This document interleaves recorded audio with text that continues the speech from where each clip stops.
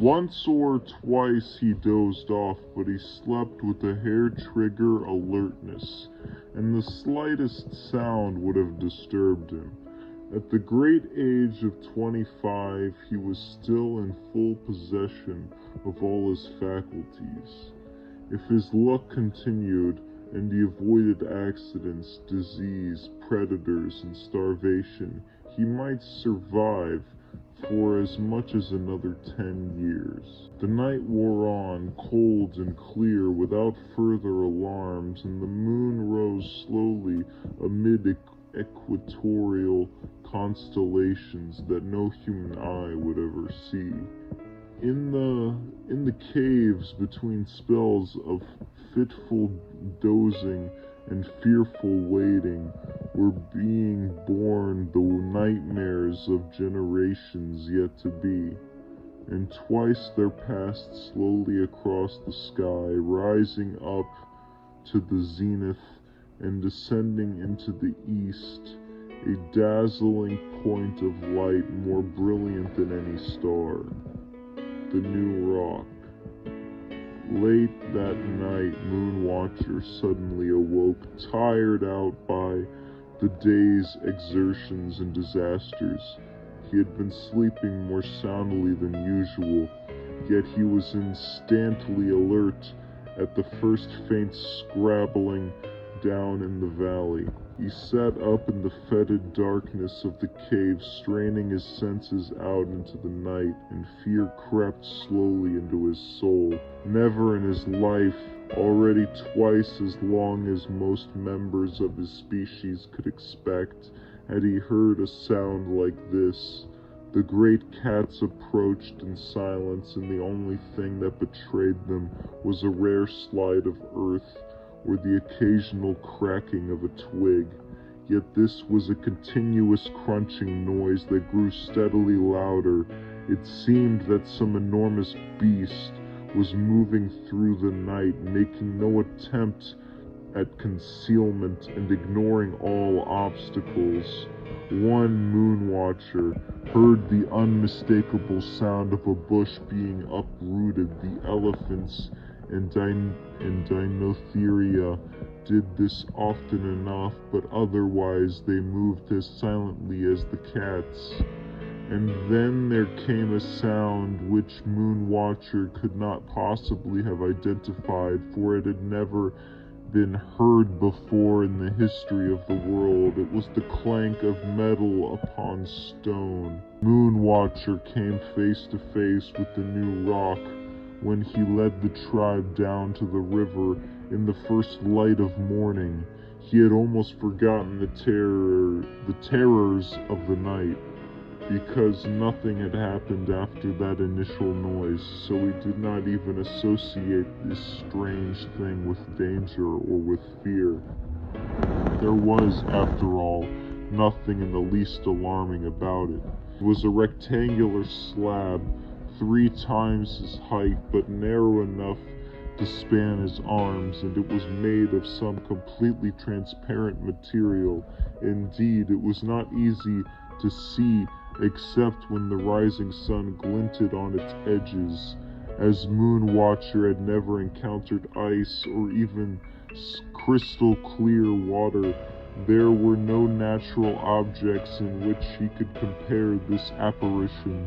It was certainly rather attractive, and though he was wisely cautious of most new things, he did not hesitate for long before sidling up to it. As nothing happened, he put out his hand and felt a cold, hard surface.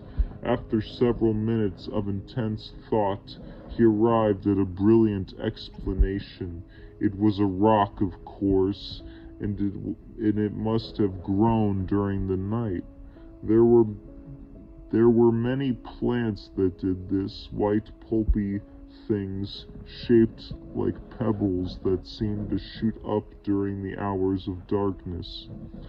It was true that they were small and round, whereas this was large and sharp-edged, but greater and later philosophers than Moonwatcher would be prepared to overlook equally striking exceptions to their theories. This really superb piece of abstract thinking led Moonwatcher, after only 3 or 4 minutes, to a deduction, which she immediately put to the test. The white round pebble plants were very tasty, though there were a few that produced violent illness. Perhaps this tall one. A few licks and attempted nibbles quickly disillusioned him.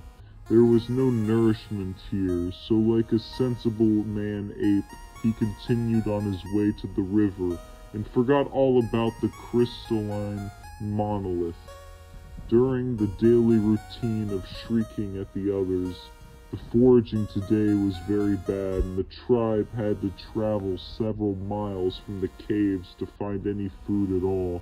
During the merciless heat of noon, one of the frailer females collapsed, far from any possible shelter. Her companions gathered round her, twittering and meeping sympathetically, but there was nothing that anyone could do. If they had been less exhausted, they might have carried her with them, but there was no surplus energy for such acts of kindness. She had to be left behind, to recover or not with her own resources. They passed the spot on the homeward trek that evening. There was not a bone to be seen. In the last light of day, looking around anxiously for early hunters, they drank hastily at the stream and started the climb up to their caves. They were still 100 yards from the new rock when the sound began. It was barely audible, yet it stopped them dead, so that they stood paralyzed on the trail with their jaws hanging slackly. A simple, maddeningly repetitious vibration. It pulsed out from the crystal and hypnotized all whom came within its spell. For the first time in the last for 3 million years, the sound of drumming was heard in Africa. The throbbing grew louder, more insistent. Presently the man-apes began to move forward like sleepwalkers toward the source of that compulsive sound. Sometimes they took little dancing steps as their blood responded to rhythms that their descendants would not create for ages yet. Totally entranced, they gathered round the monolith, forgetting the hardships of the day, the perils of the approaching dusk, and the hunger in their bellies. The drumming became louder, the night darker, and as the shadows lengthened and the light drained from the sky, the crystal began to glow. First it lost its transparency and became suffused with a pale milky luminescence. Tantalizing, ill-defined phantoms moved across its surface and in its depths. They coalesced into bars of light and shadow that formed intermeshing spoked patterns that began slowly to rotate. Faster and faster spun the wheels of light, and the throbbing of the drums accelerated with them. Now utterly hypnotized, the man-apes could only stare slack-jawed into the astonishing display of pyrotechnics. They had already forgotten the instincts of their forefathers and the lessons of a lifetime. Not one of them ordinarily would have been so far from his cave so late in the evening, for the surrounding brush was full of dozen shapes, staring eyes, as the creatures of the night suspended their business to see what would happen next. Now the spinning wheels of light began to merge, and the spokes fused into luminous bars that slowly receded into the distance, rotating on their axes. As they did so, they split into pairs, and the resulting sets of lines started to oscillate across one another, slowly changing their angles of intersection, fantastic fleeting, changing their geometrical patterns flickered in and out of existence as the glowing grids meshed and unmeshed, and the man-apes watched, mesmerized, captives of the shining crystal. They could never guess that their minds were being probed, their bodies mapped, their reactions studied, their potentials evaluated. At first, the whole tribe remained half-crouching in a motionless tableau, as if frozen into stone. Then the man-ape nearest to the slab suddenly came to life. He did not move from his position, but his body lost its trance-like rigidity and became animated as if it were a puppet controlled by invisible strings. The head turned this way and that, the mouth silently opened and closed, the hands clenched and unclenched. Then he bent down, snapped off a long stalk of grass, and attempted to tie it into a knot with clumsy fingers. He seemed to be a thing possessed, struggling against some spirit or demon who had taken control of its body. He was panting for breath, and his eyes were full of terror as he tried to force his fingers to make movements more complex than any that they had ever attempted before. Despite all his efforts, he succeeded only in breaking the stalk into pieces. As the fragments fell to the ground, the controlling influence left him, and he froze once more into immobility. Another man-ape came to life and went through the same routine. This was a younger, more adaptable specimen. It succeeded where the older one had failed. On the planet Earth, the first crude knot had been tied.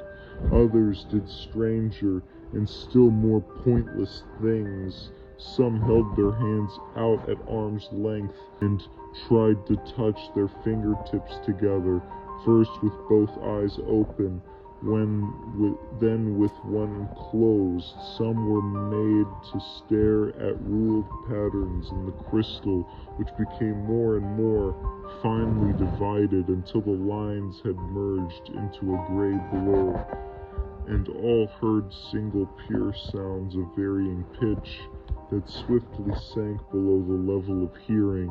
When Moonwatcher's turn came, he left very little fear.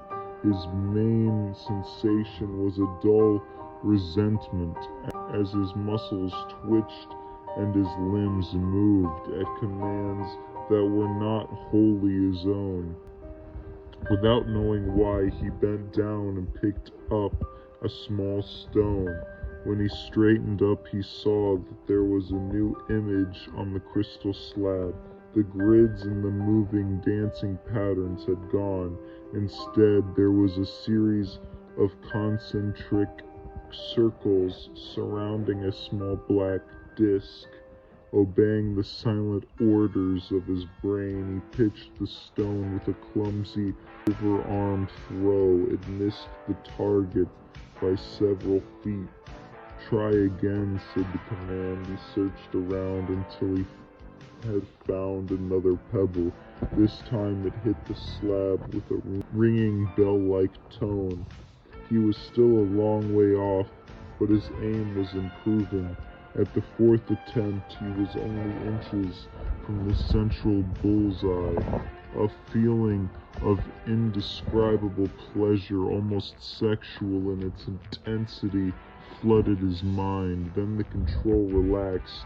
He felt no impulse to do anything except to stand and wait.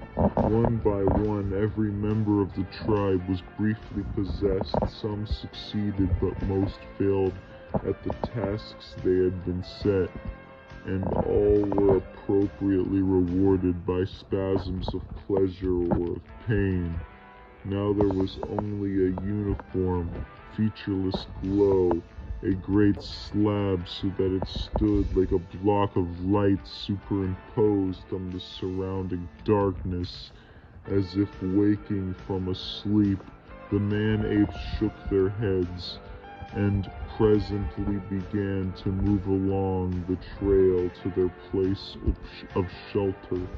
They did not look back or wonder at the strange light that was guiding them to their homes, and to a future unknown as yet even to the stars.